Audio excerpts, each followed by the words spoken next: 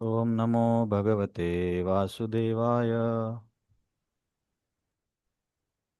ओम नमो भगवते वासुदेवाय। ओम नमो भगवते वासुदेवाय। ओम नमो भगवते वासुदेवाय।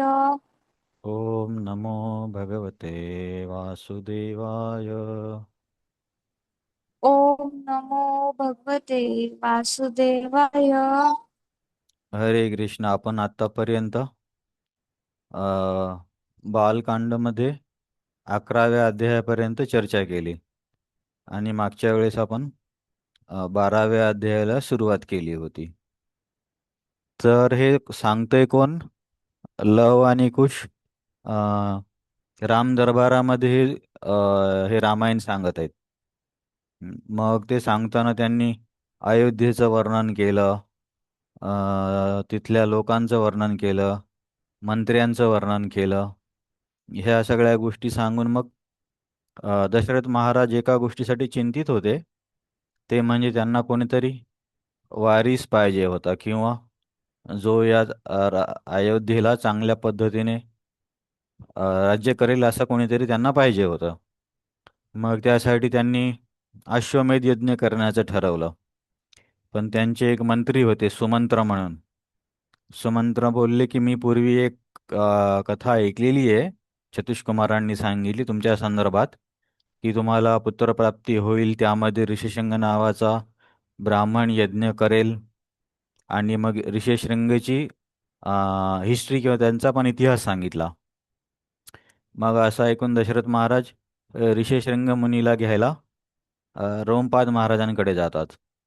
अ, मग तिथे जाऊन ते काही दिवस थांबल्यावरती रोमपाद महाराजांना आपली इच्छा सांगतात. आणि मग ऋषिशृंग आणि त्यांची पत्नी शांता, जी की ॲक्च्युली दशरथ महाराजांचीच मुलगी आहे, रोमपाद महाराजांना दत्तक दिली होती. तर मग हे दोघे दशरथ महाराज आणि जे जे त्यांना आणायला गेले होते ते सर्व अयोध्येमध्ये येतात.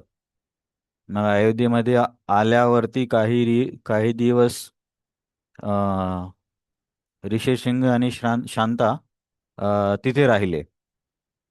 मग एके दिवशी दशरथ महाराज ऋषिशृंग मुनीकडे गेले आणि त्यांना नमस्कार केला की मला वंशाच्या रक्षणासाठी पुत्रप्राप्तीच्या निमित्त एक यज्ञ करायचा आहे.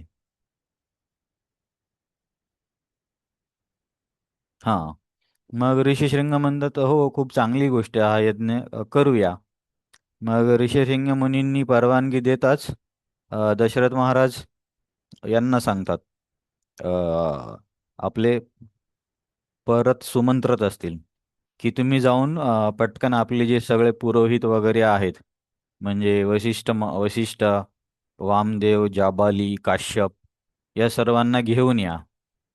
कारण ते पण राजाला मंत्रणा करायचे ना, किंवा आपण त्यांना राजगुरू म्हणू शकतो. मग सुमंत्र सर्वांना घेऊन येतात आणि वशिष्ठ वगैरे आल्यावरती दशरथ महाराज सांगतात की असा असा यज्ञ करायचा आहे आणि मी तुम्हाला यावर पूर्वी पण बोललो. तर आणि ऋषिशृंग मुनींनी यासाठी समर्थन केलं आहे. तर तुम्हाला काय वाटतं? तर मग वशिष्ठ आणि इतर जे ऋषी होते अयोध्येमधले, ते बोलले की ही खूप चांगली गोष्ट आहे आणि आम्ही यासाठी सर्व काही करू. म्हणजे हा यज्ञ आपण करूया, जेणेकरून तुम्हाला वंशरक्षणासाठी कोणीतरी मिळेल. मग असं आता ठरलं की दशरथ महाराजांनी इच्छा प्रकट केली ऋषिशृंग मुनीकडे. त्यांनी होकार दिला. मग महाराजांनी आपल्या ब्राह्मणांना किंवा राजगुरूंना माहिती असलं पाहिजे म्हणून त्यांना पण बोलवलं आणि त्यांनी पण समर्थन केलं या गोष्टीचं. मग आता करायचं ठरलं, तर मग बाकी काय, तर तयारी बाकी आहे. मग तयारी करण्यासाठी ऋषिशृंग एक्सपर्ट होते इथे काय करायचंय. तर ते दशरथ महाराजांना सांगतात की दशरथ महाराज, आपल्याला सरयू नदीच्या उत्तरेवरती उत्तर भागाकडे अ, यज्ञ करायचा आहे. म्हणून तुम्ही यज्ञ मंडप वगैरे तिकडे स्थापन करा. आणि यज्ञासाठी हा अश्वमेध यज्ञ आहे. म्हणून तुम्हाला आता एक अश्व पण सोडावा लागेल. अश्व म्हणजे घोडा. मग आता घोडा सोडायचा म्हणजे त्याच्यासोबत काही सैन्य आणि पुरोहित पण असतात. हे तुम्हाला सोडावं लागेल. आणि मग ऋषीशृंग म्हणतात की तुम्हाला नक्की 4 मुलं प्राप्त होतील. तर आता तुम्ही सर्व याची तयारी करा.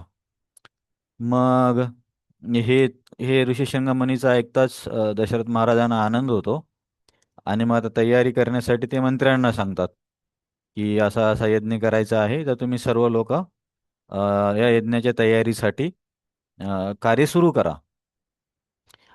मग त्याच्यामध्ये काय की शरयू नदीच्या उत्तर भागावरती यज्ञ निर्माण करणं, शांती कर्म करणं, अ, आणि वेगवेगळ्या राजांना बोलवणं हे दशरथ महाराज सांगतायत.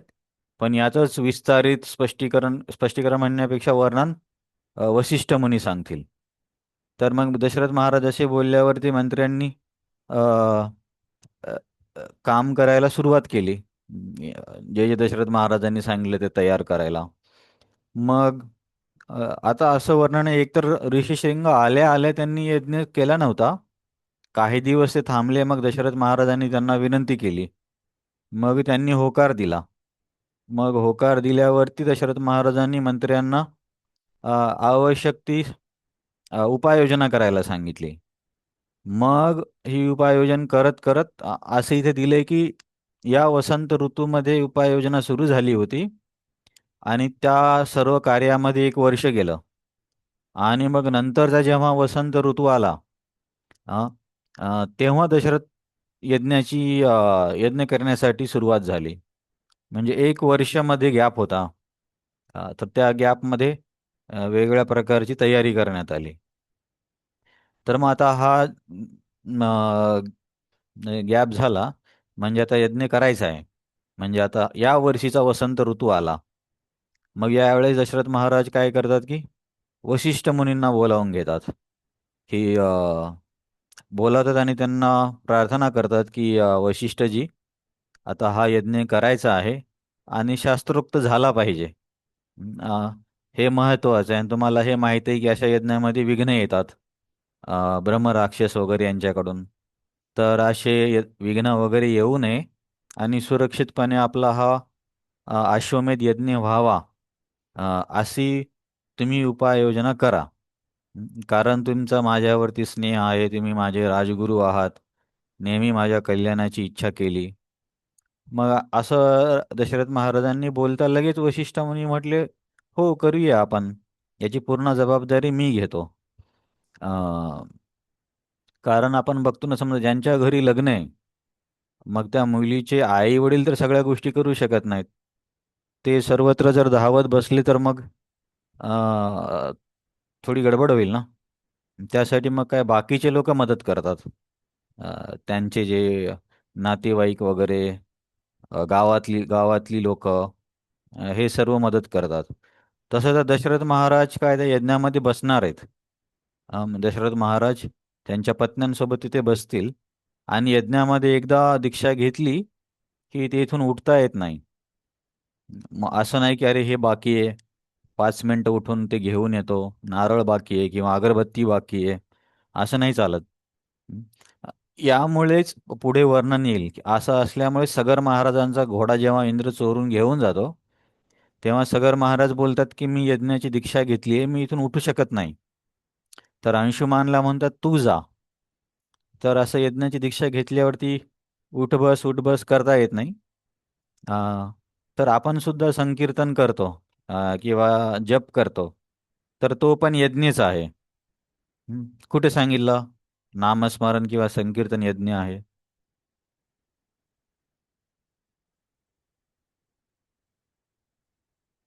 महाप्रभूंनी सांगितलं ना. हां. एक तर यज्ञासारखा शब्द येतो की नाही बघूया. कृतवेद ते विष्णू त्रेतायाम म्हणजे ते मखे द्वापारे परिचर्यायाम कलवतात हरिकीर्तनात. इथं यज्ञ असा शब्द नाहीये. भगवद्गीतेमध्ये 10व्या अध्यायात आपण ज्या विभूती बघितल्या ना, तिथे यज्ञानाम जप यज्ञोस्मी असे भगवंत म्हणतात की यज्ञामध्ये मी जपायज्ञ आहे. हे तिथे एक संदर्भ भेटतो. नंतर कृष्णवर्णम तिशा कृष्णम सांगो पांगास्त्र पार्षदम यज्ञ संकीर्तन प्रायेर यजंती ही सुमेधसा. तर हा भागवतमधला एक संदर्भ आहे. गीता आणि भागवतमचे दोन संदर्भ आपण बघितले. चर्चा काय करतोय आपण की ओ अच्छा, चालेल चालेल ठीक आहे.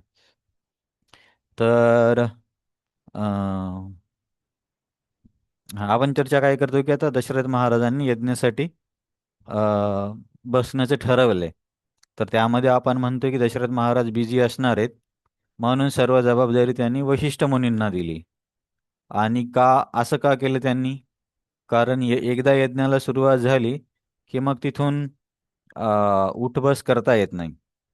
तर मी त्यालाच आपल्या जपासोबत तुलना करण्याचा प्रयत्न करतोय की जसा तो यज्ञ आहे तसा जपा पण यज्ञ आहे. मग आपण फक्त बोलण्यासाठी जपाला यज्ञ म्हणत नाही आहोत, तर याचे संदर्भ पण आहेत. जसे की 10व्या अध्यायामध्ये यज्ञानाम जप यज्ञोस्मी ही भगवद्गीतेचा संदर्भ. नंतर भागवतामध्ये येतं कृष्णवर्णम तुषा कृष्णम सांगो पांगास्त्र पार्षदम यज्ञ संकीर्तन प्रायर यजंती सुमेधसा. कलियुगामध्ये चैतन्य महाप्रभू येतील कृष्णवर्णम तुषा अकृष्णम. ते कृष्णाचं वर्णन करतील. वर्णन म्हणजे जप किंवा नामाचं उच्चारण. परंतु त्विषा अकृष्णम, त्यांची शरीर कांती कृष्णासारखी नसणार. कारण कांती राधाराणीसारखी आहे ना. कृष्णासारखे सावळे नव्हते महाप्रभू. आणि ते कोणता यज्ञ करणार? यज्ञ संकीर्तन प्रायर यजंती ही सुमेधसा. तर ते संकीर्तन यज्ञ करतील. आणि जे बुद्धिमान लोक आहेत ते कलियुगामध्ये या यज्ञाचा लाभ घेतील. तर इथे आपण संकीर्तन सुद्धा किंवा नामजप सुद्धा यज्ञ आहे हे बघितलं गीता आणि भागवतामधून.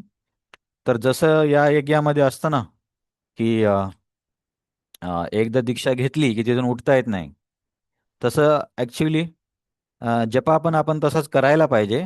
पण बऱ्याचशा व्यावहारिक कारणामुळे आपल्याला तसं करता येत नाही. परंतु जेव्हा पण शक्य आहे तेव्हा असं करून बघण्याचा प्रयत्न करायचा की आपण यज्ञ करत आहोत. किंवा समजा कुठे कीर्तन वगैरे चालू आहे, तिथे ते मध्येच मोठ्याने बोलणे किंवा काही डिव्होटी जपा करतायत, तर तिथे जाऊन फोन वापरणे किंवा फोनचा आवाज करणे.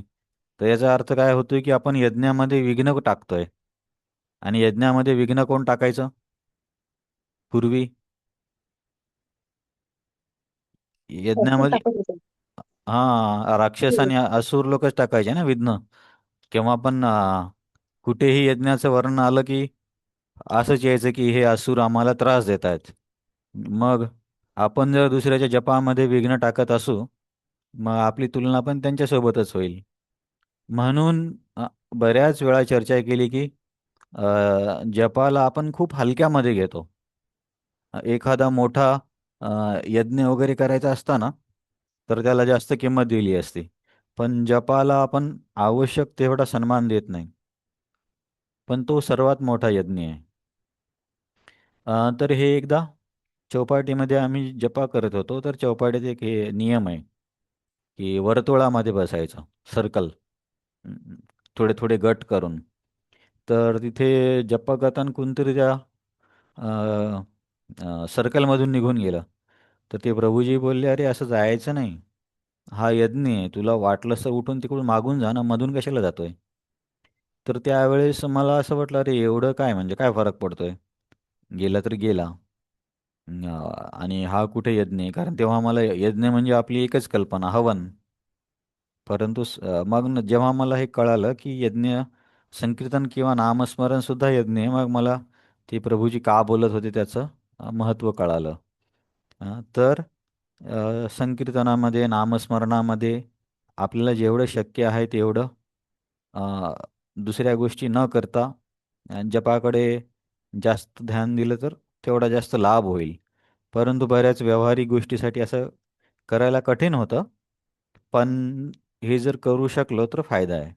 आणि दुसरी गोष्ट, इतरांच्या जपामध्ये किंवा संकीर्तनामध्ये अडथळा नाही आणायचा.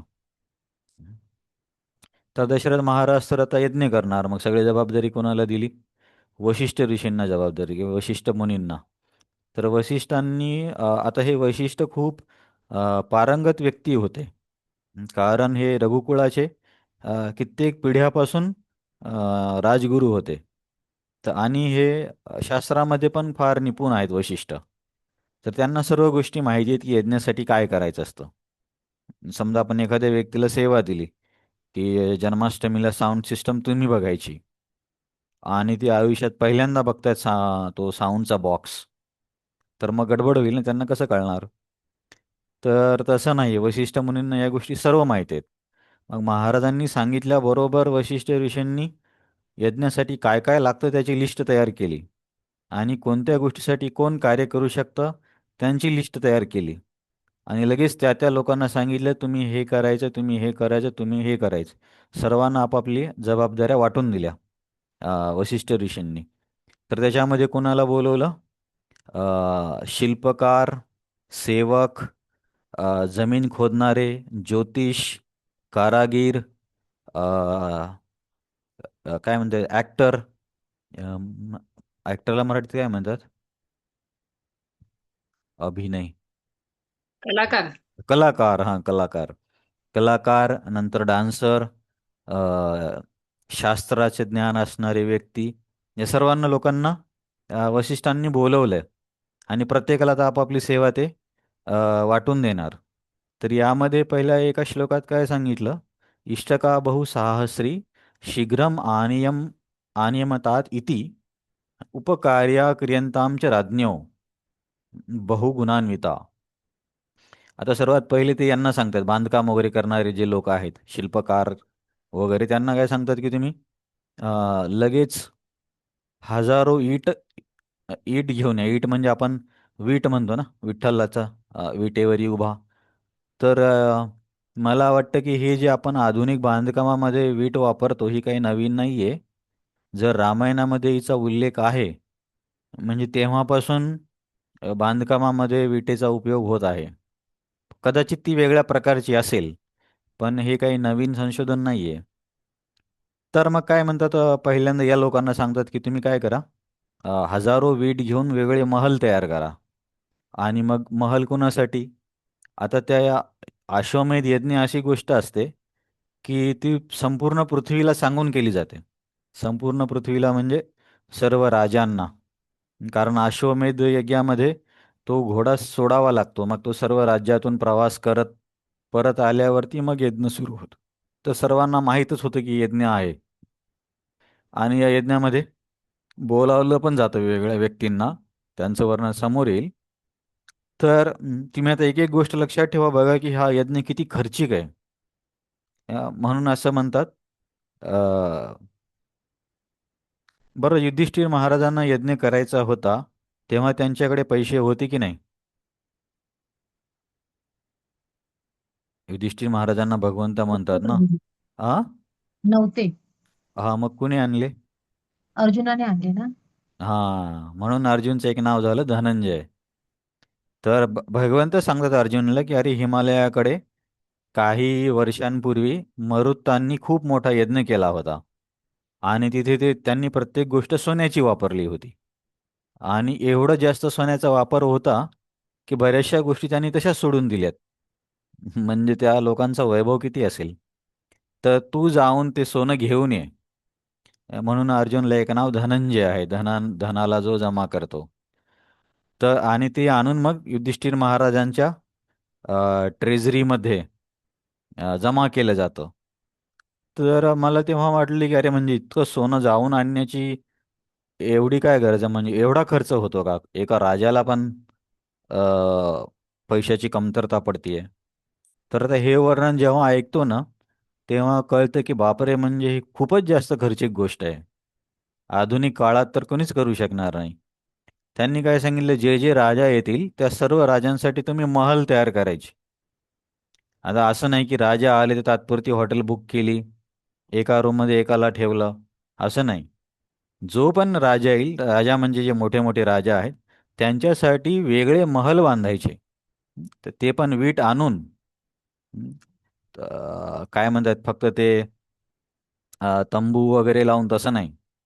तर एका एका राजासाठी महल बांधायचे म्हणजे त्याला किती खर्च लागणार. त्याच्यामध्ये ते काय म्हणतात की महल बांधून त्याच्यामध्ये अन्न पाणी आणि ज्या ज्या काही सुविधा लागतात त्या सुविधा व्यवस्थित असल्या पाहिजे. याकडे लक्ष देणं हे तुमचं काम आहे. हे एका प्रकारच्या गटाला सांगितलं, शिल्पकार आणि त्या लोकांना. आणि मग त्यांना सांगितलं की जे दुसरे लोक आहेत, आता हे जे राजा जे आहेत त्यांना राजमहालात राहण्याची सवय असते, तर त्यांना त्यांच्या लेवलचाच उपचार द्यावा लागतो. असं नाही की राजमहालात राहणाऱ्या व्यक्तीला तुम्ही झोपडीत ठेवलं तर त्यांना ते जमत नाही. जमत नाही म्हणजे अ, सवय नसते त्या गोष्टीची. म्हणून त्यांच्या लेवलनुसारच सुविधा द्याव्या लागतात. मग म्हणतात की जे ब्राह्मण वगैरे येतील त्यांच्यासाठी पण सुंदर घरं बांधा. आता ब्राह्मणांसाठी घरं बांधायचे, प्रत्येकाला एक एक घर. आणि त्या घरामध्ये काय असलं पाहिजे, भोजनाची सामुग्री, अन्न पाणी हे नेहमी असलं पाहिजे. आणि अशी घरं बांधा की यदा कदाचित जर वादळ वगैरे आलंच तर त्या घरांना काही त्रास नाही झाला पाहिजे. म्हणजे कदाचित त्यावेळेस वादळ म्हणा किंवा भूकंप म्हणा, याच्या विरुद्ध किंवा याच्यापासून बचाव करण्याची टेक्नॉलॉजी असावी. कारण ते काय बांधायला सांगतात, घर सांगतात. आणि असं करा की आंधी पाणी म्हणजे चक्रवादळ चक्रीवादळ वगैरे आलं तर त्या घराला काही झालं नाही पाहिजे. मग म्हणजे घर कसं असलं पाहिजे. आपण तर बघतो ना आता आधुनिक काळामध्ये जर चक्रीवादळ वगैरे आले तर घरं उडून जातात. तर हे झालं दुसरं ब्राह्मणांसाठी. मग त्याच्यानंतर आपल्या नगरातल्या लोकांसाठी पण मोठे मोठे घरं बनवा. अ, आणि मग आता हे जे राजे आले, राजे आल्यावर त्यांच्यासोबत घोडे आणि हत्ती पण येणार. आता आपला सध्यासारखा प्रवास नसतो. तेव्हा राजा म्हणजे काय, की तो हत्तीवरती चालणार, काही घोड्यांची तुकडी असणार, काही सैन्य म्हणजे पायदळ सैन्य असणार. अशा लवाजमामध्ये राजे लोक जायचे. असं आपल्यासारखं नाही की कुठेतरी बस पकडली किंवा कुणाच्या बाईकवरती बसलो आणि निघालो, असं नाही. राजा म्हणजे त्याला ते स्टेटस मेंटेन करावं लागतं. असाच राजा कुठे पायाने चालत निघाला तर मग ते थोडंसं त्यावेळेसच्या संस्कृतीनुसार काय म्हणतात, विचित्र वाटतं. मग आता हे राजे आले तर हे अशा पद्धतीने येतात, तर मग ते घोडे आणि हत्ती पण घेऊन येतील. मग घोडे आणि हत्तीच्या राहण्याची व्यवस्था करा. जसं की समजा आधुनिक काळामध्ये एखाद्यांच्या घरी लग्न असेल तर खूप सारे लोक कार वगैरे घेऊन आले, तर तिथे समस्या होते कार कुठे पार्क करायची. खास करून शहरामध्ये तर खूप प्रॉब्लेम होतो कार पार्किंगचा. अ, तर सध्या कार पार्किंगचा एवढा प्रॉब्लेम होतो, तेव्हा तर कार नाही, हत्ती आणि घोडे होते. कार तरी कुठेतरी उभी करता येईल, ती काय बोलणार नाही. ऊन लागतंय किंवा भूक लागली आहे. हत्ती आणि घोड्याला असं कुठेही उभं नाही करता येत. तर मग त्यांच्यासाठी पण व्यवस्था केली. म्हणजे मला सांगायचं काय, की ही अश्वमेध यज्ञ किती विस्तृत गोष्ट आहे. असं काहीतरी सामान्य पूजा वगैरे करण्यासारखी नाहीये. मग सैनिकांसाठी पण छावणी बांधा म्हणून सांगतात. आणि एक वाक्य बोलतात वशिष्ठ. हे वाक्य 2 वेळा बोललं जातं. हे मला पण खूप महत्त्वाचं वाटलं. तुम्हाला आवाज व्यवस्थित येतोय ना का पावसामुळे आवाज येतो. येतोय? येतोय ना? येतो हां. का? तर एक वाक्य मला खूप चांगलं वाटलं. वशिष्ठ मुनी या सर्व लोकांना सांगतायत, हे जे सेवेकरी आहेत त्यांना, अ, दातव्यम अन्नम विधिवत सत्कृत्य न तू लीलया, की तुम्ही जे काही घर तयार करणार आहात त्याच्यामध्ये जे जेवणाची वगैरे व्यवस्था कराल, तिथे सर्व चांगले पदार्थ सहज मिळाले पाहिजे असं व्यवस्था करा. आणि एक गोष्ट महत्त्वाची आहे, की तुम्ही जे काही त्यांना पाहुण्यांचा आदर सत्कार करणार आहात, तर याच्यामध्ये प्रत्येक गोष्ट तुम्ही आदराने किंवा सत्कारपूर्वक केली पाहिजे. अवहेलना नाही केली पाहिजे. तर हेच वाक्य वशिष्ठ म्हणे 2 वेळा बोलतात, की सेवा तुम्ही काय म्हणता येईल, चांगल्या भावामध्ये किंवा समोरच्या व्यक्तीला रिस्पेक्ट देऊन करा. तर हे पण महत्वाचं आहे ना. कारण आपण बघतो की कधी कधी कार्यक्रमामध्ये काही लोकांकडे कोणी लक्षच देत नाही, मग ते लोक नाराज होतात. तर किंवा लक्ष जरी दिलं आणि व्यवस्थित नाही बोललं तर लोकांना समजतं लगेच की अरे, आम्हाला काही व्हॅल्यू नाही आहे. तर यामुळे वशिष्ठ मुनी या सर्व सेवेकरांना सांगतात की ही सर्व व्यवस्था करायची आहे तुम्हाला, पण एक गोष्ट नेहमी लक्षात ठेवायची की कधीही समोरच्या व्यक्तीला आदरामध्ये कमतरता नाही पडली पाहिजे. आणि इतर वस्तू पण तुम्ही जे काही अर्पण कराल, खास करून अन्नपदार्थ वगैरे, तर ते देताना पण तुम्ही आदरपूर्वक दिली पाहिजे. आपण गीता काय म्हणतो त्याला, गीता कोर्समध्ये पण बघितलं होतं. समजा एखाद्याच्या घरी आपल्याला प्रसादासाठी बोलवलं आणि तिथे ती व्यक्ती बोलली की आला खादाडा, असं म्हटलं तर ते अन्न किती जरी चांगलं असलं तर आपल्याला खावंसं वाटत नाही. कारण त्याच्या मागची भावना किंवा शब्द हे पण महत्त्वाचे आहेत.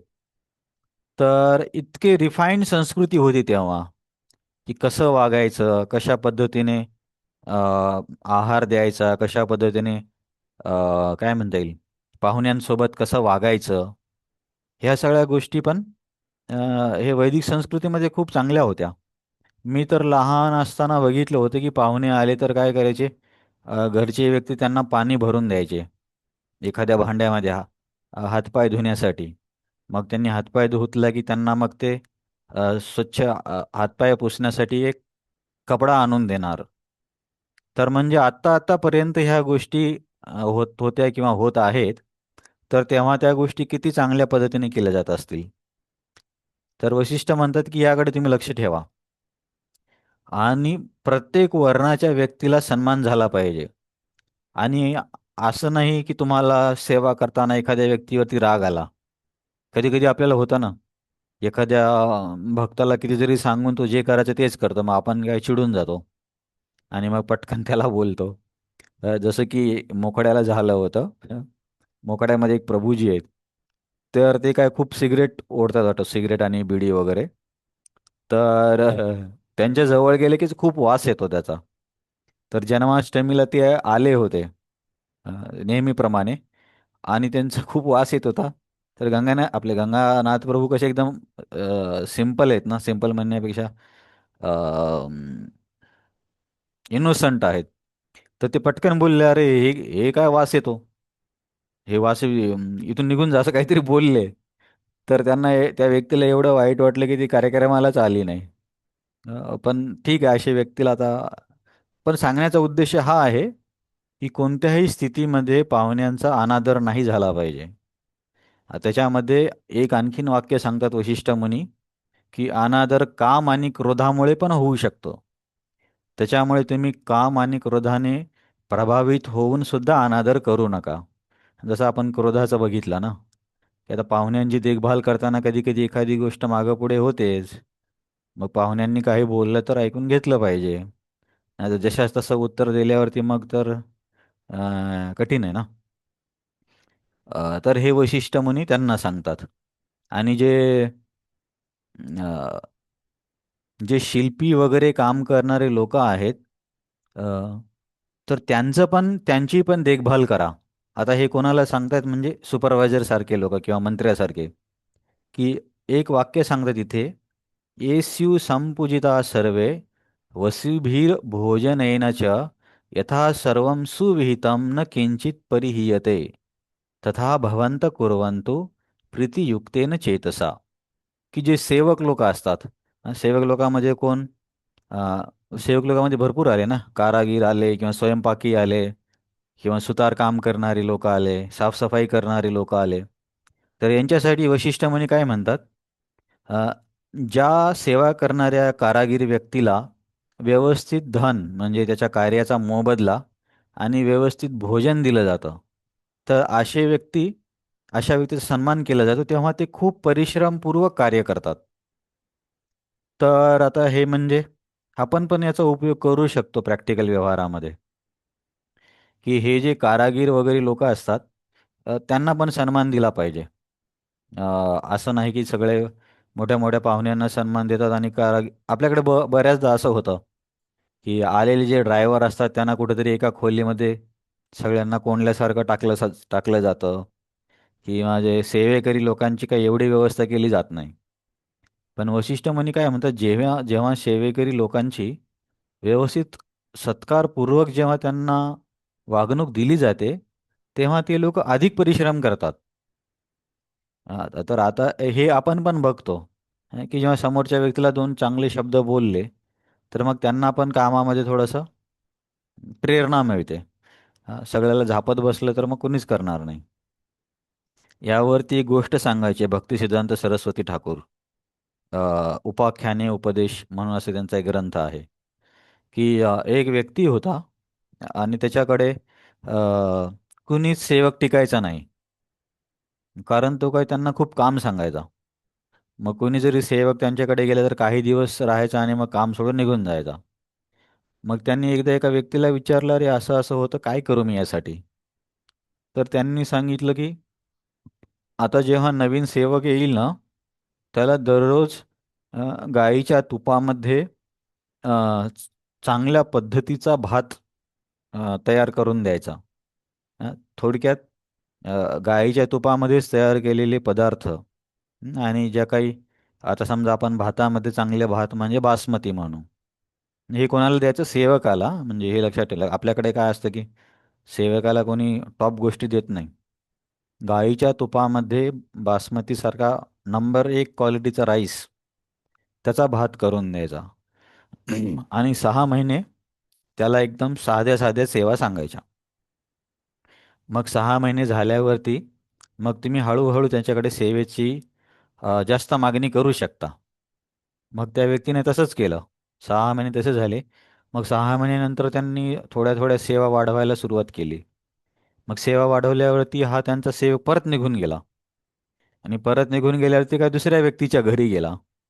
पण दुसऱ्या व्यक्तीच्या घरी त्याला आता गाईच्या तुपामध्ये नंबर एकचा भात कोण करून देणार आहे? तर तो तिथे टिकला नाही आणि परत या व्यक्तीच्या घरी आला. तर याला भक्तिसिद्धांत सरस्वती ठाकूर सांगायचे बालम राईस. की म्हणजे याचा वेगळ्या स्तरावरती वेगळा अर्थ घेता येतो, की जेव्हा व्यक्तीला आपण अशा पद्धतीने चांगला आदर देतो, तर तेव्हा ते पण अ, सेवा तशीच करतात. आता मंदिरामध्ये पण तुम्ही बघाल ना, इथे फार कमी पगार आहेत बाहेरच्या मानाने. पण बरेचसे लोक का सोडून जात नाहीत? कारण बाहेरचं वातावरण काय, तिथले जे काही इन्चार्ज वगैरे असतात ते शिव्या देणार, म्हणजे इज्जत तर बिलकुलच नाही. कधी कधी मारणार पण, जसं की मुंबईमध्ये होतं ना, घर काम करणाऱ्या लोकांना मारतात पण काही लोक. तर हे सर्व बघून काही म्हणतात की ठीक आहे, थोडेसे कमी पैसे मिळले तरी चालेल, पण आपण इथे राहूया. कारण इथे काय आहे की आपल्याला एक काहीतरी स्टेटस आहे किंवा आपल्याला पण कोणीतरी मानतं, मनुष्यासारखं कमीत कमी ट्रीटमेंट देतं. आता त्यामुळे बरेचसे लोक सोडून जात नाहीत, कमी कमी पगार असून सुद्धा. आणि दुसरं असं सांगितलं जातं की जेव्हा आपण भक्तीमध्ये नवीन लोकांना घेऊन येऊ, आता हे मी कशाबद्दल बोलतोय?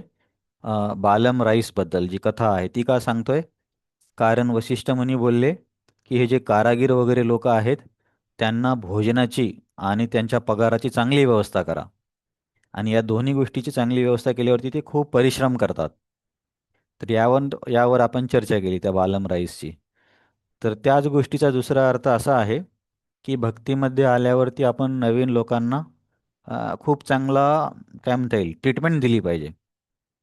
समजा आता चौपाटीला पण काय करायचे, की जे म्हणजे माझ्या वेळेस आम्ही नवीन आहोत तर तिथं गेल्यावरती खीर देणार, रबडी देणार किंवा महाप्रसादमधला पेढा देणार, जेव्हा पण गेलो तेव्हा आहे. तर त्यामुळे काय होतं, व्यक्ती थोडासा काय म्हणता येईल, आकर्षित होतो, कमीत कमी प्रसादाने तरी. आणि मग जसा हळूहळू तो यायला लागतो, त्याला जपा करायला लागतो, गोष्टी समजायला लागतात. मग तेव्हा तो स्वतःच्या स्वतः गोष्टी करण्यासाठी तयार होतो. हे. तर जे पण भक्त आहेत, जेव्हा सुरुवातीला येतात, तेव्हा सुरुवातीच्या काळात जर त्यांना चांगले इम्प्रेशन मिळालं ना, मग ते सोडून जात नाहीत. तर हे पण त्या बालम राईसच्या स्टोरीमधून कळतं. असंच मला वाटतं गौरांग प्रभू एक स्टोरी सांगायची एका मंदिरातली, की तिथे एक मुलगा आला, म्हणजे मुलगा आला, जसे मुलं येतात ना मंदिरामध्ये, तर तिथल्या पुजाऱ्यांनी त्याला एक वाटी भरून खीर दिली. तर मंदिरातली ही खीर आणि रबडी वगैरे खूप छान बनवतात. एकतर गाईचं शुद्ध दूध आणि भगवंतांच्या आनंदासाठी एकदम प्रसन्नतेने बनवलेल्या गोष्टी. तर तो मुलगा खायला लागला, परत दुसऱ्या दिवसाला परत खायला लागला. असं त्याला बरेच दिवस दिलं. मग आता तो काय खायला आल्यावर आजूबाजूच्या गोष्टी पण बघणार नाही तर काय मंदिरात. दर्शन घ्यायला लागला, मग काही दिवसांनी क्लासमध्ये बसायला लागला, मग काही दिवसांनी जपा सुरू केला. मग असं झाल्यावरती तो एक दिवस आला आणि मग ते जे पुजारी होते त्यांनी त्याला बोलवलं. ते बोलले की इकडे ये, ही जी खीर आहे त्या मुलाला दे. तर ते बोलले, अरे इतके दिवस तर तुम्ही मला द्यायचे. हां, ते बोलले ती दिवस तुला दिली ना, त्यामुळे तुला भक्ती मिळाली. आता त्याला पण मिळाली पाहिजे, त्याला दे जाऊन. तर हे पण खूप महत्त्वाचं आहे. बालमराईच्या स्टोरीमधून हा पण एक उपदेश घेता येतो. तर वशिष्ठ ऋषी कशा प्रत्येकासाठी सांगतात. मोठ्या मोठ्या राजांसाठी महल तयार करायचे. अ, सामान्य प्रजेसाठी पण घरं बांधायचे. त्यांच्या घोड्या आणि हत्तीसाठी पण अ, राहण्याची व्यवस्था करायची. जे सैनिक आहेत त्यांच्यासाठी छावणी तयार करायची. आणि हे सर्व करताना सत्कारपूर्वक वागा. आम्ही काहीतरी उपकार करतोय किंवा अवहेलना करून हे सेवा करू नका. असे वशिष्ठ मुनी 2 वेळा सांगतात. आणि मग म्हणतात की हे असं नाही की फक्त राजा लोकांसोबत चांगलं वागायचं. तर कारागीर लोकांना पण तुम्ही एक सूत्र लक्षात ठेवा. जेव्हा त्यांना व्यवस्थित वेळेवरती पगार दिला जातो आणि तो पण योग्य आणि व्यवस्थित अन्न दिलं जातं, तेव्हा हे लोकं आपोआप खूप परिश्रम करतात. नाहीतर महिन्याच्या शेवटी अ, सांगितलेला पगार वेगळा आणि दिलेला पगार वेगळा असला की मग त्या लोकांचा खूप मूड खराब होतो. तर मग आता हे असं सांगितल्यावरती हे सर्व जे लोकं आहेत, ज्यांना ज्यांना वशिष्ठ मुनींनी नियुक्त केले हे सर्व काम करण्यासाठी, तर ते बोलले वशिष्ठजी तुम्ही जे सांगाल आम्ही ते सर्व ती व्यवस्था करतो आणि कुठलंही काम बिघडू देणार नाही. आणि मग मग आता हे झालं लोकांच्या व्यवस्थेची. आता राजा येणार आहेत, तर निमंत्रण पण द्यावं लागेल ना. तुम्ही बघितलं असेल पूर्वी काय असायचं जेव्हा WhatsApp आणि फोन वगैरे नव्हते, तेव्हा नातेवाईकांना बोलवण्यासाठी पत्रिका द्यायला अ, त्या घरातले काही व्यक्ती जायचे. म्हणजे नवरीच्या घरचे म्हणा किंवा मुलाच्या घरचे. तर त्यांचा वडील वगैरे तर नाही जाऊ शकणार, मग पण काका किंवा भाऊ वगैरे जे काही आहेत, ते गावोगावी फिरून पत्रिका वाटायचे. तुमच्याकडे तुम्ही बघितली की नाही माहीत नाही, एवढ्या उन्हाळ्यामध्ये कारण पत्रिका देणं म्हणजे एक निमंत्रण आहे. तुम्ही त्यांना सत्कार करताय, बोलावताय. असं म्हणू शकत नाही, "अरे ते तर आपले नातेवाईकच आहेत, त्यांनी समजून घेतलं पाहिजे आणि आलं पाहिजे." असं नाही चालत. प्रत्येकाला सत्कार केला पाहिजे. तर तेव्हा असं होतं, की जाऊन स्वतः पत्रिका देऊन यायचं आणि सांगून यायचं त्यांना. आणि मग अ, तसंच आता वशिष्ठजी या मंत्री लोकांना काय सांगतात, मंत्री म्हणजे इथे आता आता सुमंत्रजी सोबत बोलतायत. जे पण अत्यावश्यक काम असेल किंवा जास्त महत्त्वाचं काम असेल ना, तिथे सुमंत्रच येतात. सुमंत्र हे एका मंत्रीचं नाव आहे. तर मग आता कुणाकुणाला बोलवायचं त्याची लिस्ट पण तयार केली. तर कुणाकुणाला बोलवायचं, जनक महाराजांना बोला, जे सीतामातेचे वडील होते ना, तर त्यांचा आणि दशरथ महाराजांचे पूर्वीपासून चांगले संबंध होते. तर जनक महाराजांना बोलवायचं, कैकेयीचे वडील जे आहेत त्यांना कैकेयी देशातून बोलवायचं, काशीचे राजा आहेत त्यांना बोलवायचं. तर अशी लिस्ट करतात आणि वशिष्ठ मुनी काय सांगतात, सुमंत्रला एक खूप चांगली गोष्ट सांगतात, की मी तुला ही लिस्ट दिली ना, पण यातल्या या लोकांना तू स्वतः जाऊन घेऊन यायचं. नाहीतर काय होणार, की आता सुमंत्र पण मोठा मंत्री आहे ना, तो काही सामान्य व्यक्ती नाही आहे. तर समजा वशिष्ठ ऋषींनी एक लिस्ट तयार करून दिली, या राजांना बोलवायचं. तर तो काय समजा जेवढे काय 5-50 घोडेस्वार घेईल आणि सगळ्यांकडे एक एक पत्र देईल, जा म्हणून. ते जाऊन सांगून येतील किंवा घेऊन पण येतील. पण म्हणजे मी तुम्हाला परत काय सांगतो, की वैदिक समाजामध्ये किती रिफाईंड संस्कृती होती. प्रत्येकाला त्याच्या स्थानानुसार आदर दिलाच पाहिजे. तर सुमंत्रला वशिष्ठजी सांगतात की हे जे राजा आहेत, जसे की जनक महाराज, नंतर काशी राजा, नंतर कैकेयीचे वडील, आणि रोमपाद महाराज, या सर्वांना तू स्वतः जाऊन घेऊन यायचं, सुमंत्रला सांगतात. तर असं नाही की मी तुला सांगितलं तू दुसऱ्याला सांगितलं, असं नको करू. कारण हे महत्त्वाचे व्यक्ती आहेत, तर यांना तशा पद्धतीची वागणूक मिळाली पाहिजे.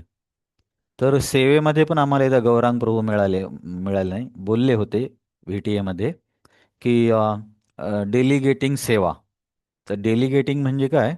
आपली सेवा दुसऱ्याला देणं. म्हणजे कधी कधी काय होतं की समजा एखाद्या व्यक्ती, गौरांग प्रभूंनी मला सांगितलं की अरे प्राणनाथ, ह्या ह्या गोळ्या घेऊन इथे ये. मग आता मी काय करायला पाहिजे? स्वतः जाऊन गोळ्या घेऊन यायला पाहिजे ना. तर मी पकडणार दुसरा कोणतरी ज्युनियर आहे का, तो पकडणार तिसऱ्याला, असं करत करत शेवटी ती सेवाच होत नाही. तर तेव्हा प्रभूजी बोलले होते काही काही सेवा अशा असतात की त्या आपण डेलिगेट नाही केल्या पाहिजे. डेलिगेट करणं म्हणजे दुसऱ्याला देणं, आपला गोष्ट आपण त्याच्यातून अंग काढून घ्यायचं. असं भक्तांमध्ये पण बघायला मिळतं हं. तुम्हाला तर हळूहळू असे अनुभव येतील. तर काही गोष्टी आहेत त्या आपल्यालाच कराव्या लागतील. त्याच्यामध्ये काही तडजोड करता येत नाही. जसं की समजा आता भावना माताजी आल्यावर मला आठवण झाली, अभिषेकासाठी जो ज्यूस करायचा आहे, ज्यूस किंवा फळांचा रस आहे, तर त्याच्यामध्ये आपण कुणालाही बोलून त्यांच्याकडून करून घेऊ शकत नाही. कारण आपल्याला माहीत नाही ती व्यक्ती काय खाते, आंघोळ केली की नाही केली.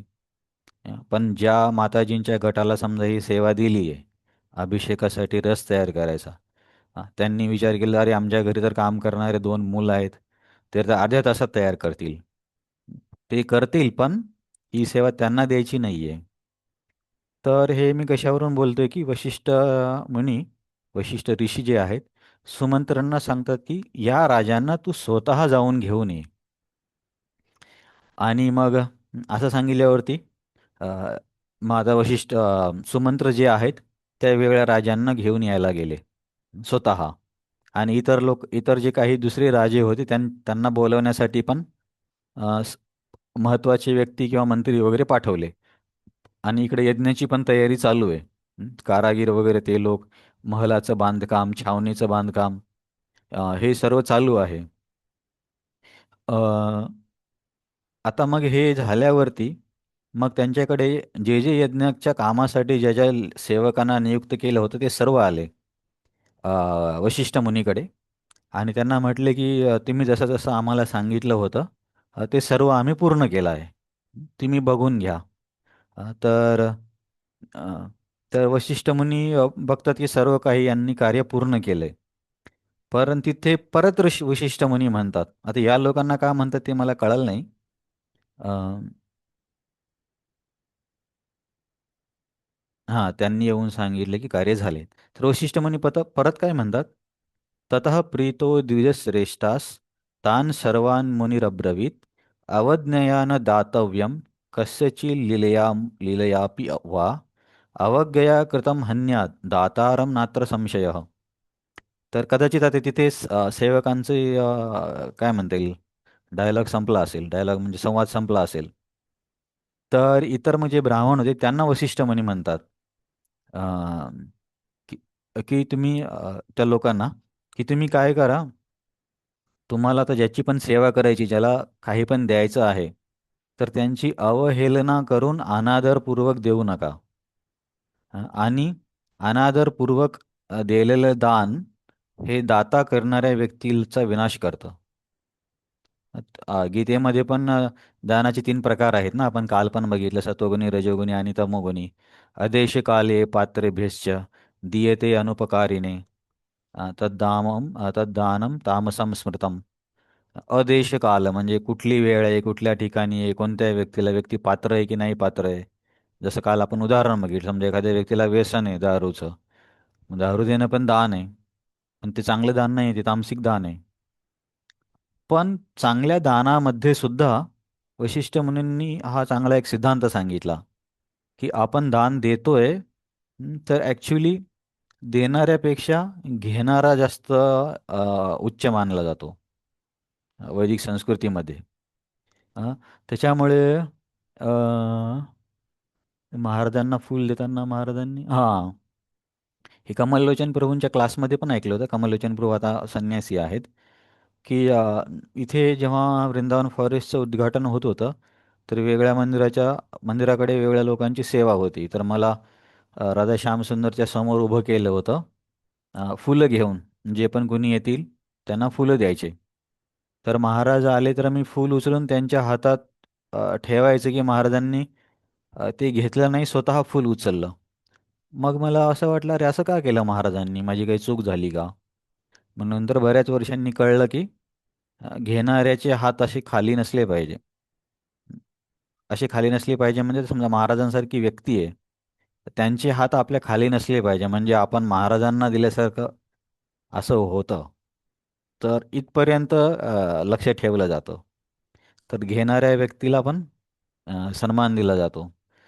अ, उलट घेणारा देणाऱ्यावरती काय म्हणता येईल, अनुग्रह करत आहे अशी भावना असते. आणि जर अनादरपूर्वक दिलं, तर मग त्या दानाने त्याच व्यक्तीचा विनाश होतो. मग अ, असं झाल्यावरती मग आता काय सगळे जमा व्हायला लागले. सुमंत्र पण बोलवायला गेले होते, इतर मंत्री पण गेले होते. आता एक एक राजा यायला सुरुवात झाली. आणि मग आता जसं कशी आपली संस्कृती कशी आपण एकमेकांसोबत देवाणघेवाण करतो ना. समजा आपण समोरच्या व्यक्तीला काही दिलं, तर समोरची व्यक्ती पण आपल्याला काही देते. जसं की विवाहात वगैरे आपण बघतो ना, आहेर वगैरे म्हणतात, किंवा दिवाळीला. तर आता या मोठ्या मोठ्या राजांना बोलवलं, इतक्या आदर सत्काराने त्यांच्यासाठी महल बांधले. तर त्या सर्व राजांनी येताना मोठे मोठे रत्नांचे भांडे, भांडे म्हणण्यापेक्षा काय म्हणता येईल, पात्र घेऊन आले. आता याच्यामध्ये रत्न म्हणजे हिरे वगैरे. अ, तर बघा असं म्हटलं ना, की सोन्याच्या भांड्यात घेऊन आले किंवा सोन्याची परात आणली, तर काय असं आपल्याला वाटतं, की अरे खरंच एवढं असेल का? पण जेव्हा अनंत पद्मनाभ स्वामी मंदिराची बातमी ऐकली ना, तेव्हा कळलं, की अरे हे सहज शक्य होतं. एका मंदिरामध्ये एवढं सोनं आहे, तर त्यावेळेसची समृद्धी किती होती. आणि परंतु आपल्याला डाऊट असतो, की अरे खरंच आहे का असं सोन्यामध्ये, सोन्याच्या प्लेटमध्ये घेऊन आले का? अ, कारण आपण त्यावेळेची आपल्याला कल्पना येत नाही. पण तसं वैभव होतं तेव्हा भारतामध्ये. एक अर्थतज्ञ आहे, तुम्ही इंटरनेटवर सर्च करा, त्याचं नाव मी विसरलो. तर त्यांनी इसवी सनाच्या पहिल्या वर्षापासून ते मला वाटतं इसवी सन 1600 पर्यंत भारत जगाच्या टोटल आर्थिक व्यवस्थेपैकी 27% वाटा भारताचा होता. 1600 वर्षे भारत नंबर 1 वर होते इकॉनॉमीमध्ये. तर हे म्हणजे काय म्हणता येईल, नोंद केलेली गोष्ट आहे आणि बाहेरच्या अर्थतज्ञाने. तर असं वैभव होतं. मग असे हे राजे जर आले, मग त्या राजांनी पण रत्न वगैरे महाराजांना भेट म्हणून घेऊन आले. मग आल्यावरती वशिष्ठ मुनी पण तिथे होते. त्यांनी पण पाहुण्यांचा काय म्हणतात, आल्यावरती आदर सत्कार केला. जे मोठे मोठे राजे वगैरे आले आणि ज्याच्या त्याच्या योग्यतेनुसार त्याला तसा सन्मान दिला. तर योग्यतेनुसार म्हणजे कसं असतं, समजा एखादी व्यक्ती आपल्यापेक्षा वयाने छोटी आहे, तर त्याला आपण काय करू, की गळा भेट करणार. पण एखादी व्यक्ती आपल्यापेक्षा वयाने नात्याने मोठी आहे, तर त्यांना तसं नाही करता, त्यांच्या पायाला स्पर्श करतो. तर म्हणजे जशी व्यक्ती आहे तसं त्यांच्यासोबत डीलिंग केली जाते. मग मग आता हे सर्वजण आले. मग वशिष्ठ महाराजांनी दशरथ महाराजांना सांगितले, की दशरथ महाराज, सर्व काही तयारी झालेली आहे. सर्व राजा लोक वगैरे आले आणि आपल्या कार्यकर्त्यांनी, म्हणजे जे सेवक वगैरे आहेत, त्यांनी खूप चांगल्या पद्धतीने यज्ञाची सगळी तयारी झाली आहे आणि यज्ञ मंडप पण तयार आहे. यज्ञासाठी लागणाऱ्या वस्तू पण तयार आहेत. तर तेव्हा तुम्ही आता काय करा, की लवकरात लवकर म्हणजे तुम्ही आता तयार व्हा आणि यज्ञासाठी या.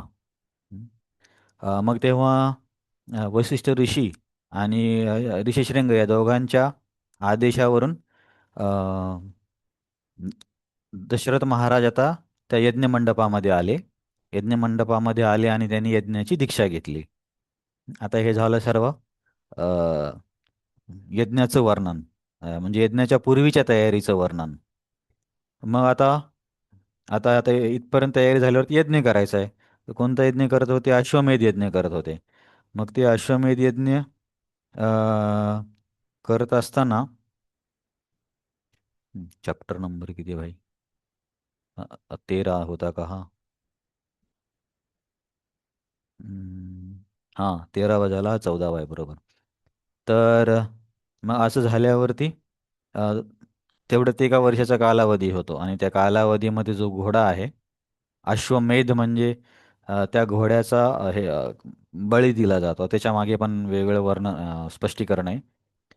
तर हा घोडा पण पूर्ण पृथ्वी फिरून आला. पूर्ण पृथ्वी किंवा महत्त्वाचे राज्य म्हणा.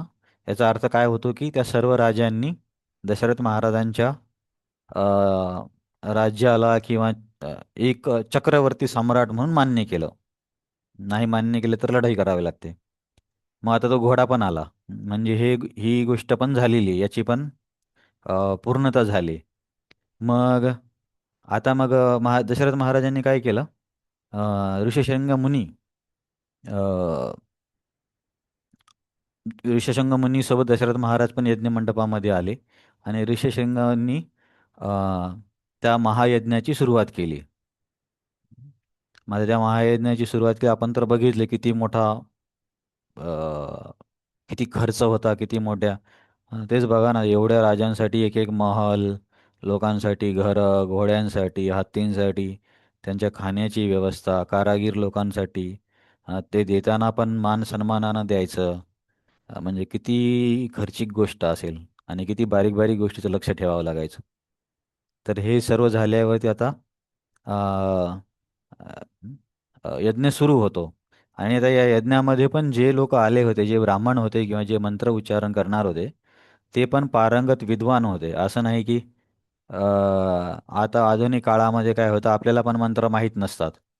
म्हणजे घरी आलेले भटजी बरोबर मंत्र म्हणतायत की चुकीचे मंत्र म्हणतात, ते आपल्याला पण समजत नाही. पण आता ते काय करतात की सगळे समाज करतो म्हणून आपण पण करायचं. या गोष्टीने आपण या धारणेनं आपण गोष्टी करतो. तर गौरांगपूर याच्यावरती जोक सांगायचे की एक भटजी होते. त्यांना एका दिवशी वेगवेगळ्या ठिकाणाहून बोलवत होते. कुठे लग्नासाठी, कुठे अंत्येष्टीसाठी, कुठे मुलाच्या जन्माच्या कार्यासाठी. तर असं सगळीकडे फिरत फिरत ती भटजी खूप फिरायला लागले आणि मग नंतर त्यांना एका लग्नात बोलवलं. तर ते लग्न सुरू झाल्यावर त्यांनी अंतिम संस्काराचे मंत्र सुरू केले. मग त्यांना कोणतरी बोललं, अरे हे तर अंतिम संस्काराचे मंत्र आहेत. तर ते बोलले, अरे कोणाला कळतं इथे अंतिम संस्कार काय आहे आणि कुठलं काय आहे? तर अशी आपली सर्वांची स्थिती आहे. आता हे खरंच आहे बरं समाजामध्ये. कुणाला काही पडलं नाही, फक्त ते दिखावा म्हणून करायचं. पण हे असं नव्हतं. इथे जे पण आले होते लोक, ते पूर्ण शास्त्रीय पद्धतीने हा यज्ञ करत होते आणि या यज्ञामध्ये बिलकुल चूक नाही झाली पाहिजे. अ, अशा पद्धतीने त्याच्यामध्ये पण वेगळ्या शास्त्रांचा वापर, जसं की मीमांसा, कल्पसूत्र, उपशब्द नावाचा एक शास्त्र आहे. त्याच्या आधारे म्हणजे थोडक्यात काय, की शास्त्रीय पद्धतीने कुठल्याही प्रकारची चूक न करता जसं आवश्यक आहे तशा पद्धतीने आता हा यज्ञ सुरू होत होता. मग आता या यज्ञामध्ये झाल्यावरती त्या यज्ञासाठी जे जे देवता आहेत, त्या देवतांचं पण पूजन केलं जातं. कारण आपण बघतो ना की यज्ञामध्ये देवतांना पण ते हविष्य अर्पण केलं जातं. म्हणून आपण गीतेमध्ये 3ऱ्या अध्यायात वाचतो ना, की देवान भावयतानेन ते देवा भावयंतः परस्परं भावयन्तु. की तुम्ही देवांचा आदर सत्कार करा, देवता तुमचं रक्षण करतील आणि अशा पद्धतीने तुमच्या दोघांचंही काय म्हणता येईल, जीवन सुखकर होईल. हं. या कारणासाठी यज्ञाचं विधान सांगितलेलं आहे. हे 3ऱ्या अध्यायामध्ये आपण सांगितलं होतं ना. पूर्वाच प्रजापती का ब्रह्मा आहे, 3ऱ्या अध्यायामध्ये आहे. तर मग देवतांचं पूजन झालं, त्यांना अर्पण झालं. अ, आणि मग याच्यामध्ये एक गोष्ट आहे, त्याला काय म्हणतात ते सवन. सवन म्हणजे एक काय म्हणतात एक विधी आहे. तर ते 3 वेळा केला जातो. सकाळचा सवन, दुपारचा सवन आणि संध्याकाळचा सवन. तर अशा पद्धतीने हे सवन पण चालू होते. आणि आता सर्व काही सगळं एक्सपर्ट पद्धतीने केलं जात होतं, म्हणून याच्यामध्ये काही विद्वान विघ्न येत नव्हतं. तर इथे आता याच्या पुढे एक आणखीन छान वर्णन आहे. तर आता हे यज्ञ काय एका दिवसाचा नव्हता, बरेच दिवस चालला. तर या यज्ञामध्ये प्रतिदिन सर्वांना भोजन दिलं जायचं. म्हणजे कुणालाही न सोडता प्रत्येक व्यक्तीला. आणि म्हणजे ब्राह्मण, क्षत्रिय, वैश्य, शूद्र सर्व याच्यामध्ये काही भेदभाव नाही. आता हे रामायणामध्ये लिहिलंय की या सर्वांना बोलवायचं, म्हणजे त्यावेळेस बोलवत होते. तर भोजनासाठी त्यांना बोलवल्यावरती त्यांना भोजन दिलं जायचं. आणि मग असे जे लोक असतात ना, ते मध्ये मध्ये मध्ये मध्ये म्हणण्यापेक्षा जे संचालन करतात, अरे या लाईनमध्ये इथे रोटी कमी पडतीये, इथे डाळ कमी पडतीये. तर त्याच्यासाठी पण काही अ, मंत्री म्हणा किंवा काही लोकांची नियुक्ती केली होती अधिकारी म्हणून. तर असं सांगितलं आहे इथे, दीयताम दीयताम अन्नम वासांसी विधी विविधानि च इति संचोदितस्तत्र तथा चक्रुनेकशः. तर काय आवाज ऐकू येत होता सारखा? अरे द्या द्या, यांना हे द्या, यांना कपडे द्या, त्यांना अन्न द्या, फक्त द्या द्या हा शब्द ऐकू येत होता. हं. आणि हे द्या द्या ऐकून म्हणजे ते दुसरे कार्य करणारे व्यक्ती होते, तसं ते तशी सेवा पण करत होते, म्हणजे कंटिन्युअस चालू होतं. भोजन, आणि भोजन केल्यावरती त्या लोकांना कपडे पण. तर हे पण वेगळा किस्सा आहे. तर प्राचीन पद्धत काय आहे, की साधूंना जेवण दिल्यावरती जेवणाच्या नंतर त्यांना हे पण दिलं जातं, दक्षिणा वगैरे पण दिली जाते. आता हे आपण हळूहळू विसरतो. दामोदर प्रभू म्हणत होते की अ, प्रयागराजच्या यापूर्वीच्या एका कुंभमेळ्यामध्ये, तर इस्कॉनचा जो पंडाल होता, तो सर्व तिथल्या साधू लोकांमध्ये प्रसिद्ध होता, कारण हे खूप चांगलं प्रसाद देतात म्हणून. तर ते साधू वगैरे बसले सर्व. सर्व बसले, मग चांगला प्रसाद घेतला आणि ते मग उठत नव्हते. मग दामोदर प्रभू बोलले, आम्हाला कळालं नाही काय प्रॉब्लेम झाला. मग कोणीतरी सांगितले की बाबा जेवण झाल्यावर दक्षिणा पण द्यावी लागते. मग पटकन समजा जे काही असेल, 10 रुपये, 50 रुपये सर्वांना दिले. तेव्हा त्यांनी आशीर्वाद देऊन उठले ते लोक. हे ते साधू पण प्राचीन परंपरेतले आहेत. तर असं आहे. तिथं हे शब्द ऐकवत आहेत, अरे यांना वस्त्र द्या, यांना हा पदार्थ द्या. हं. तर या अशा पद्धतीने सगळे लोक भोजन किंवा हे मिळून आनंदित होत होते. आणि अ, भोजन खाऊन ब्राह्मण लोक काय बोलायचे याच्याबद्दल पण वर्णन आहे. अन्नम ही विधिवत स्वादू प्रशंसन्ति द्विजर्षभा अहो तृप्तास्म भद्रम ते इति शुश्राव राघवः. तर श्रेष्ठ ब्राह्मण वगैरे ते काय होते, काय बोलायचे, अरे भोजन किती विधी म्हणजे शास्त्रोक्त पद्धतीने तयार केले आणि किती स्वादिष्ट आहे. आणि हे बोलत ते महाराजांना म्हणायचे की महाराज आम्ही तृप्त झालो, तुमचं कल्याण हो. तर आता म्हणजे याला शास्त्राचा आधार आहे की नाही मला माहिती नाही, पण कोणाच्याही मुखातून आशीर्वाद काढण्याची सगळ्यात सोपी पद्धत आहे, त्यांना चांगला प्रसाद द्यायचा. चांगला प्रसादाने व्यक्ती संतुष्ट झाला ना, आपोआपच चांगले शब्द बाहेर येतात. तर आता हे ब्राह्मण एवढा चांगला भोजन करून तृप्त झाले आणि राजाला कल्याण हो कल्याण हो आशीर्वाद देत चाललेत. हा. तर मग अशा एकामागे एक चालूच होतं सर्वांना प्रसाद वगैरे देणं. अ, मग प्रसाद दिल्यावरती मग आता ह्या यज्ञामध्ये मग अजून आता पुढची तयारी चालू होते, जसे दररोज यज्ञ होत होता ना. मग आता इथे यूप स्थापित केलं. यूप म्हणजे काय असतं, एक लाकडी म्हणा तुम्ही, लाकूड. त्याच्यामध्ये पण हे केलं आहे. कोणत्या झाडाचं असलं पाहिजे त्याची पण वर्णन आहे. बेहडा, देवदारू, आणखीन कुठलं आहे, निंबाचं आहे का, बेहडा आणि देवदारू, अशाच वृक्षाचे लाकडानं तयार केलं जातं. तर त्याचा पण एक काय म्हणता येईल, सुतारा काढून ते बनवलं जातं पिलरसारखं, आणि त्याला तिथं प्रस्थापित केलं जातं. प्रस्थापित म्हणण्यापेक्षा जमिनीमध्ये टाकून त्याला, तो एक महत्त्वाची गोष्ट आहे असं. खांब टाकला जातो. आणि मग या खांबाला ज्या पण प्राण्याचा हे द्यायचा आहे बळी, त्याला बांधलं जायचं. तर याला यूप म्हणतात. तर अशा वेगळ्या प्रकारचे यूप बांधले होते. आणि किती यूप झाले होते, हां, त्या युपाची उंची किती असली पाहिजे?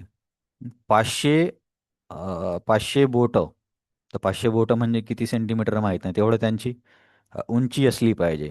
आणि त्या युपाला कपड्यांनी अलंकृत केलं पाहिजे. आणि त्या युपाला सोनं पण लावलं जायचं. अ, तर म्हणजे जिथं तो प्राणी बांधला जायचा, त्या लाकडाची पण एवढी हे केली जायची. अ, काय म्हणता येईल? चांगल्या पद्धतीने स्थापना केली जायची. मग असं हं, आता ही सगळी तयारी झाल्यावरती अ, मग आता राण्या पण आल्या. राण्यांनी त्या घोड्याचा स्पर्श केला. त्याच्यामध्ये असं एखादं काही विधान असेल, की यांनी पण जाऊन हात लावावा. आणि नंतर मग एक रात्रभर ह्या राहिल्या त्या घोड्याच्या जवळ. कुणाचं नाव सांगितलं? अ,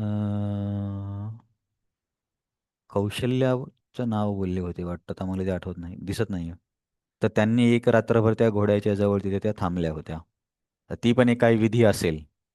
अ, मग आता हे सर्व हविष्य वगैरे हे हविष्य म्हणण्यापेक्षा हे सगळ्या क्रिया चालू आहेत.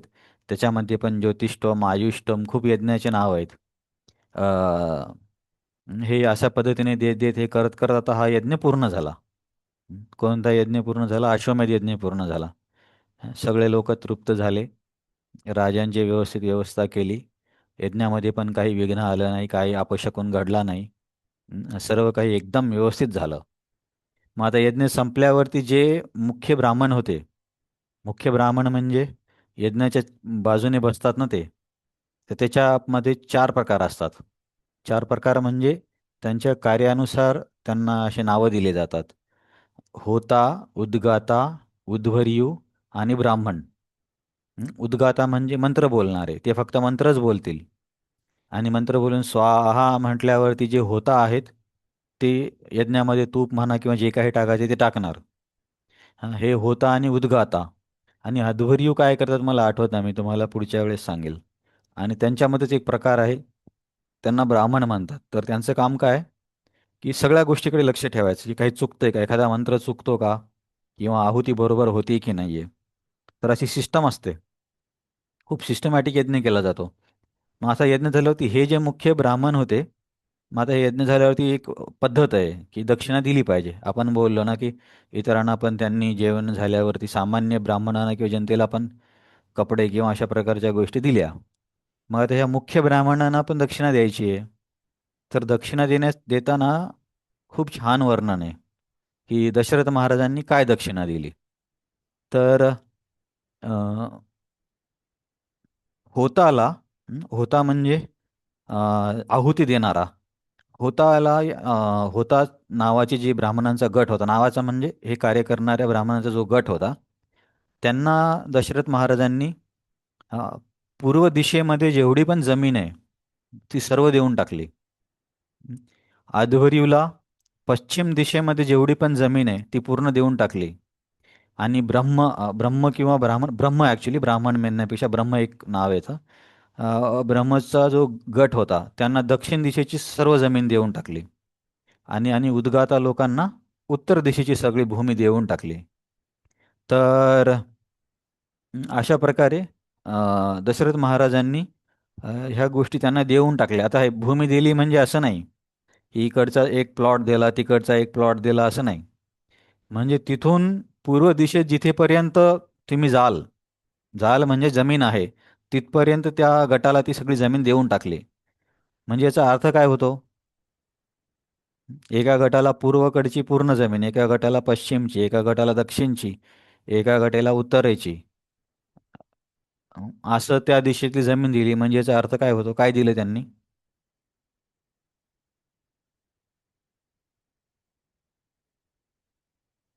माझा आवाज येतोय? येतोय ना. हां, येतोय ना? हां, तर ठीक आहे. जमीन दिली म्हणजे काय? पूर्ण पृथ्वीच देऊन टाकली. कारण दशरथ महाराज चक्रवर्ती सम्राट होते ना, अश्वमेध यज्ञ करत होते. तर विचार करा, म्हणजे सर्व काही देऊन टाकणं किती कठीण आहे. आणि याच्यामध्ये अ, एक शब्द वापरला आहे, शब्दाने एक हे येतं.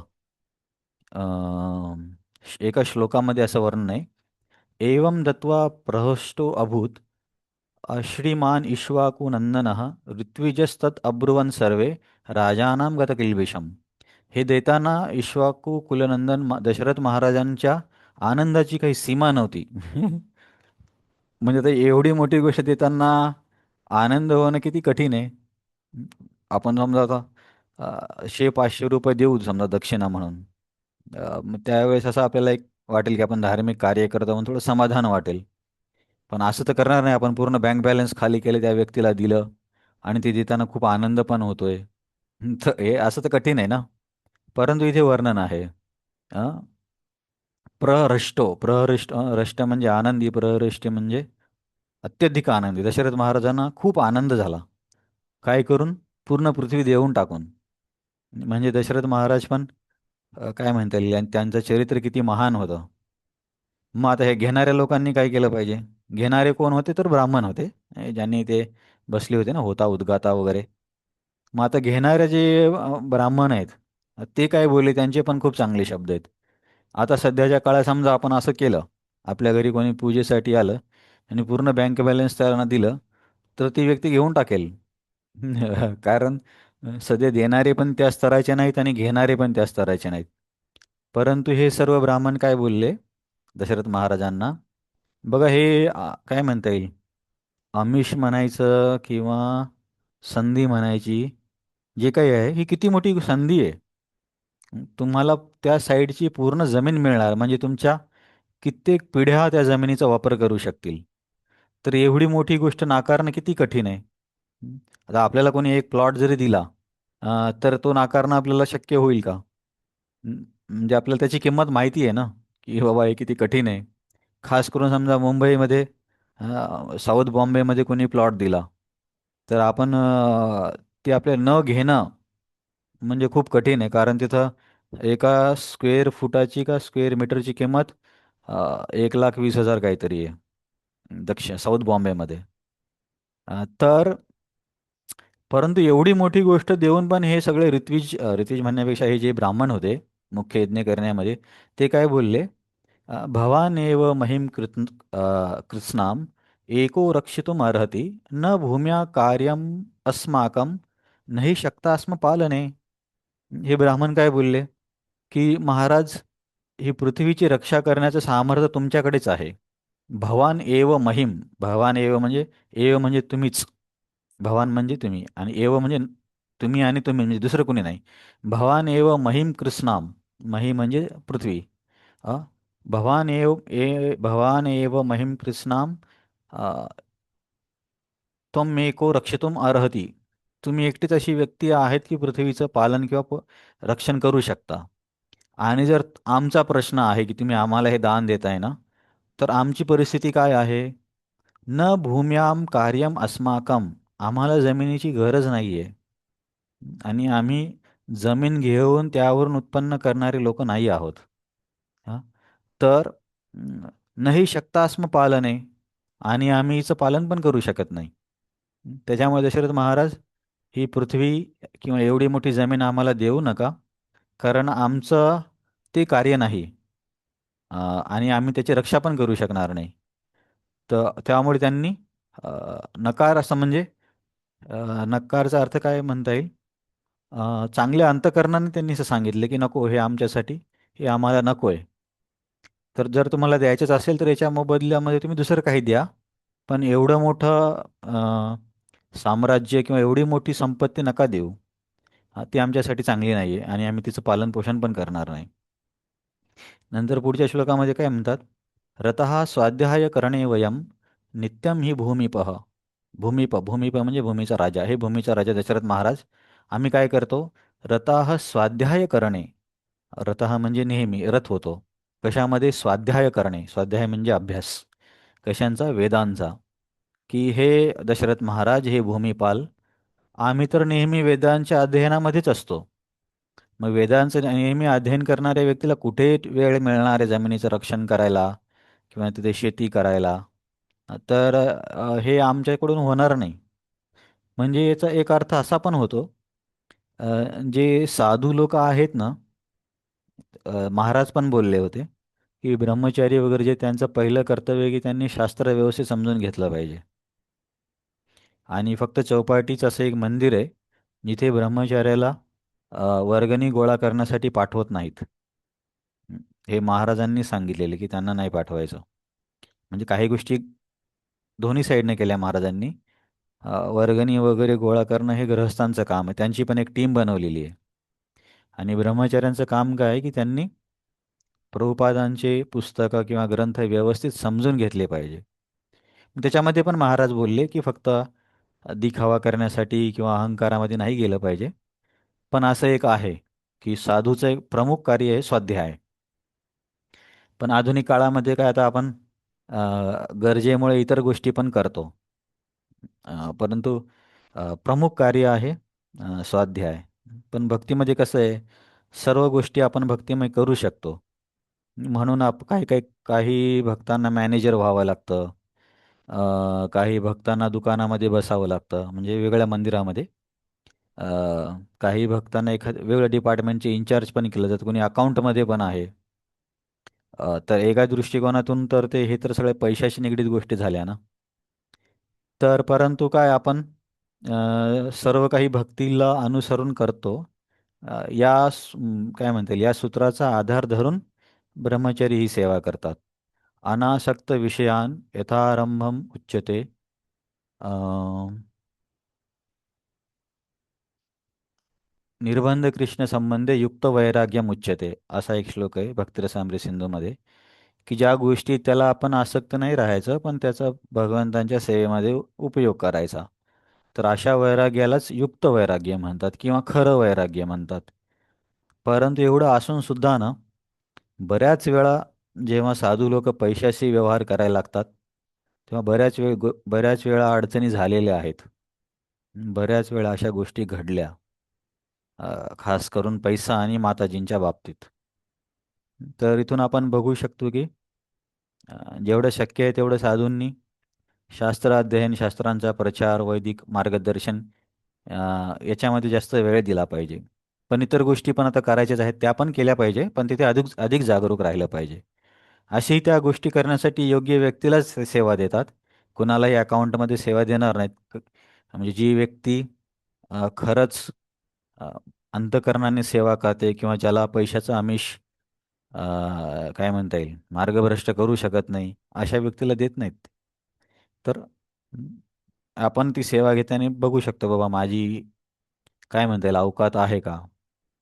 आता समजा चौपाटीमध्ये माताजी लोकांची सेवा आहे हार बनवण्याची. आता तिथं हार बनवण्यासाठी जवळपास 30-40 माताजी असतात. आता त्या 30-40 माताजी आहेत आणि एक ब्रह्मचार्याला फुलं आणून देण्याची सवय नाही, सेवा आहे. आणि ते म्हणजे आम्हाला ज्युनियर लोकांना आणायला सांगायचे. मग आता आणल्यावरती आमचं किंवा त्यांचं काम काय असायचं, फक्त त्या रूममध्ये जाऊन ते फुलं ठेवून यायचे. आणि काही फुलं खराब होतात तर त्यांना बाहेर काढून ठेवायचं. बस एवढंच करायचं, निघून यायचं. मग आता याच्यानंतर समजा एखादा व्यक्ती उगाच तिथं एखादा ब्रह्मचारी उगाच तिथं फिरत बसत असेल. "अरे हां, माताजी तुम्ही हे तर खूपच छान केलं." असं गरज नसताना जर करत बसला, तर मग खूप कठीण आहे. पण चौपाटी मंदिरामध्ये हे खूप चांगले की महाराजांनी एकदम सगळ्या सिस्टम बनवल्या. हां, तर हे ब्राह्मण काय म्हणतात, की "आम्ही काय करणार ही जमीन घेऊन? आम्ही तर स्वाध्याय करतो. आमच्यासाठी ह्या जमिनीचं काय म्हणता येईल उपाययोजन किंवा काय म्हणता येईल साधन नाही आहे किंवा उपयोग नाही आहे. तुम्हाला वाटत असेल तर तुम्ही इतर काही दक्षिणा आम्हाला देऊ शकता." तर इतर दक्षिणा म्हणजे कोणती, गाय वगैरे दक्षिणेमध्ये दिली जायची. तर आता दशरथ महाराज बघा, एखादा व्यक्ती असा तर काय बोलला असतं, "अरे बरं झालं यार सुटलो, नाही तर सगळं राज्य गेलं असतं. आता गायी मागतात तर गायी देऊन टाकतो." तर दशरथ महाराज काय करतात, अ, त्या ब्राह्मणांना 10 लाख गाय, 10 करोड सोन्याच्या मुद्रा, म्हणजे 10 करोड सोन्याचे नाणे. आता अनंत पद्मनाभ स्वामीच्या मंदिरावरून आपण याच्यावरती विश्वास ठेवू शकतो, असं होतं. 10 करोड सोन्याचे नाणे आणि त्याच्या 4 पट चांदीचे नाणे. 4 पट म्हणजे किती, 40 करोड. एवढं दान त्यांनी दिलं त्या ब्राह्मणांना. मग आता त्या ब्राह्मणांनी काय केलं, असं भांडण करायला सुरुवात नाही केली. अरे ही गाय मला पाहिजे, ती गाय तुला घे, ही गाय कमी दूध देते, एक नाणं मला कमी आलं, असं नाही. ते लोक पण खूप चांगल्या संस्कृतीचे होते. तर त्यांनी काय केलं, हे सर्व ऋष्यशृंग मुनी आणि वशिष्ठकडे घेऊन गेले, जी काही दक्षिणा आहे ती. आणि मग ऋषशृंग आणि वशिष्ठांनी न्यायपूर्वक याचं हे केलं, म्हणजे बटवाराला काय म्हणता येईल मराठीमध्ये, वेगळ्या लोकांना वेगळा वाटा दिला. त्याच्यामध्ये पण त्यांना माहीत असेल की कोणाला किती दिलं पाहिजे. तर त्या दृष्टिकोनातून मग त्यांना असं अ, अ, वाटप करण्यात आलं. त्याच्यानंतर महाराजांनी दशरथ महाराजांनी इतर जे ब्राह्मण होते त्यांना 1 करोड जांबूनद नावाच्या सोन्याची मुद्रा, मुद्रा म्हणजे मला वाटतं शिक्काच असतो, हे पण दिलं इतर लोकांना पण. अ, पण त्याच्यामध्ये काय घडलं, आता हे सगळं दिल्यावरती संपून गेलं आणि संपल्यावरती एक ब्राह्मण आला मागायला. म्हणजे पूर्ण तिजोरीच खाली केली दशरथ महाराजांनी. तर काय श्लोक आहे, दरिद्राय द्विजायाथ हस्ताभरणमुत्तमं कस्मैचिद याचमानाय ददौ राघवनंदनः. दा दरिद्राय द्विजायाथ, दरिद्र म्हणजे गरीब ब्राह्मण आला होता सगळं देऊन झाल्यावर. हं. आपण असंच काय बोललो असतो, अरे वेळेवर यायचं ना बाबा, आमची काय चूक आहे, तुम्ही वेळेवर आले नाही. जसं मंदिर इथं आश्रमात पण कधी कधी होतं, प्रसाद नाही संपला ना, मग एखादं कोणी म्हणतं, अरे यार मला हे नाही तुम्ही यायला पाहिजे ना वेळेवर, 10:30पर्यंत वेळ सांगितली, तुम्ही 11:45 आले, कसं काय राहणार. तर म्हणजे ठीक आहे, ते गमतीदार असं आहे. तर आता हे आल्यावरती मग दशरथ महाराजांची तर परीक्षा होती ना, तर दशरथ महाराजांनी काय केलं, पटकन आपल्या हातामध्ये जे सोन्याचे दागिने होते ते काढून त्यांना दिले. की शेवटी जे स्वतःचं आभूषण आहे ते पण दिलं. मग आता अशा पद्धतीने सर्व ब्राह्मण संतुष्ट झाले. आणि हा अ, अशा प्रकारे या ब्राह्मणांनी दशरथ महाराजांना खूप आशीर्वाद दिले. हा यज्ञ यशस्वी झाला. चांगल्या पद्धतीने हा यज्ञ घडला. मग आता हा यज्ञ घडल्यावरती दशरथ महाराज ऋष्यशृंग मुनीकडे गेले, की आता हा अश्वमेध यज्ञ केला आहे आपण, आता आपल्याला याच्या पुढे पुत्रप्राप्तीसाठी पण यज्ञ करायचा आहे. तर ऋष्यशृंग म्हणतात, हां आपल्याला तो करायचाच आहे, तर यासाठी मी पुत्रेष्टी यज्ञ करेल. आणि त्या पुत्रेष्टी यज्ञामध्ये कोणत्या अथर्ववेदातल्या मंत्राच्या सहाय्याने पुत्रेष्टी यज्ञ करूया, आणि मग तुम्हाला पुत्रांची प्राप्ती होईल. तर हा 15व्या अध्यायामध्ये आपण बघूया पुढच्या वेळेस. तर आज आपण मला वाटतं 12 होतं की नाही माहीत नाही, 12, 13, 14 हे 3 अध्याय बघितले ना. तर इथे अश्वमेध यज्ञाचं वर्णन आहे. जो आपला पुत्रेष्टी यज्ञ आहे त्याच्यापूर्वी हा यज्ञ केला होता, अश्वमेध. तर त्याचं वर्णन बघितलं आपण, की म्हणजे इतकी किती विस्तारित. आता याच्यानंतर पुढच्या अध्यायामध्ये अ, पुत्रेष्टी यज्ञ होईल, आणि त्याच्या पुढच्या अध्यायामध्ये श्रीरामांचा कदाचित जन्म असेल. 16 क्रमांकाच्या अध्यायामध्ये असेल बहुतेक. नाही नाही नाही, आणखीन बरंच, हां, राणी गर्भवती होतील. तर आता जो पुत्रेष्टी यज्ञ आहे ते 15व्या क्रमांकाच्या अध्याय दिलाय, तो आपण पुढच्या वेळेस बघूया. यावर कोणाला काही प्रश्न आहे या चर्चेमध्ये किंवा याच्याशी निगडीत इतर गोष्टीबद्दल काही?